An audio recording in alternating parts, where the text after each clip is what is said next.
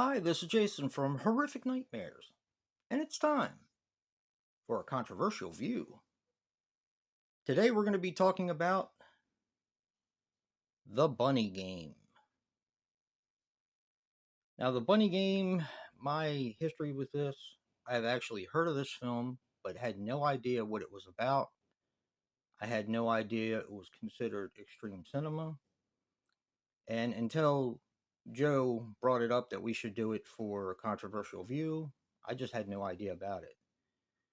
This was definitely one that I cannot recommend. Um, I'm not going to recommend it to anyone. Do your research, check this one out, and proceed at your own risk. I'll just tell everyone that. Now, this movie is, I'll give you a little bit of a synopsis.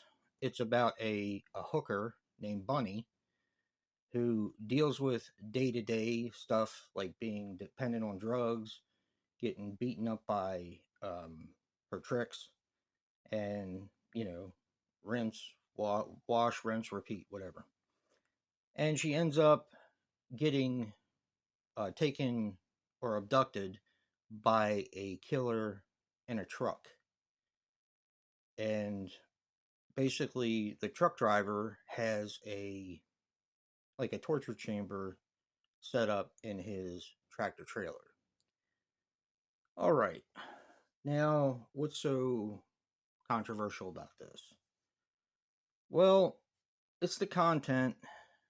Uh, First and foremost would be the content.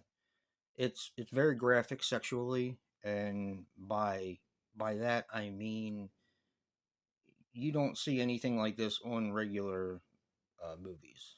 It's kind of porn sort of material in the beginning, and then there's extreme um, violence and sexual violence and stuff when she's abducted by the truck driver.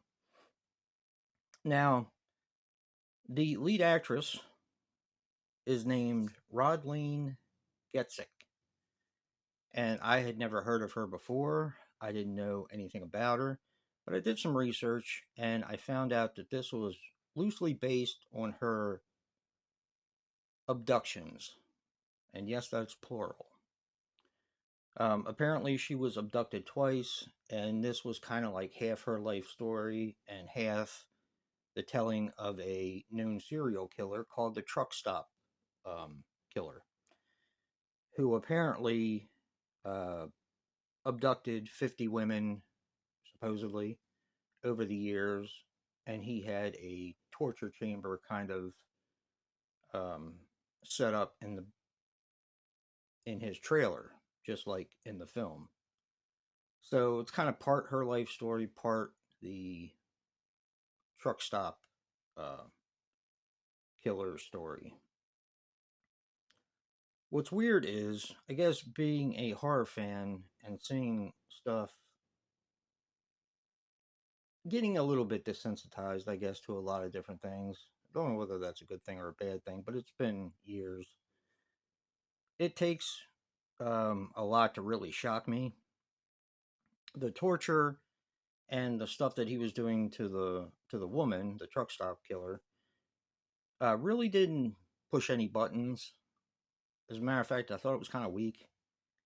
Granted, they did show him doing this to a lot of other women in kind of like weird edited flashback scenes, but I guess the part that disturbed me most was the hooker's everyday life. Like I said, they show things that they don't really show in horror films or in any kind of film that's been sent to um, the rating system or even independent. You really don't find a lot of that in those kind of films. And it was just about her being raped. She overdosed on drugs. She got raped, and then she got robbed by the guy that you know, the guy that raped her.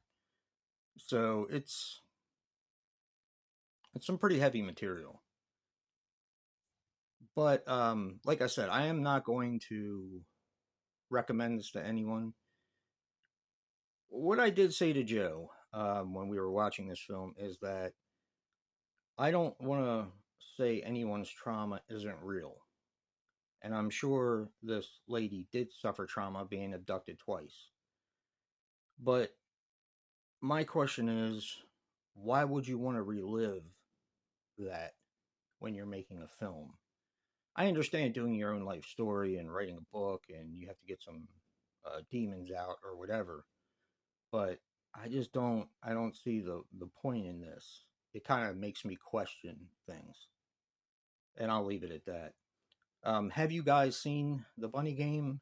Like I said, I can't recommend it, but definitely go out and check out Joe's controversial view for the Bunny Game. And remember, guys, physical media matters. And until next time, peace.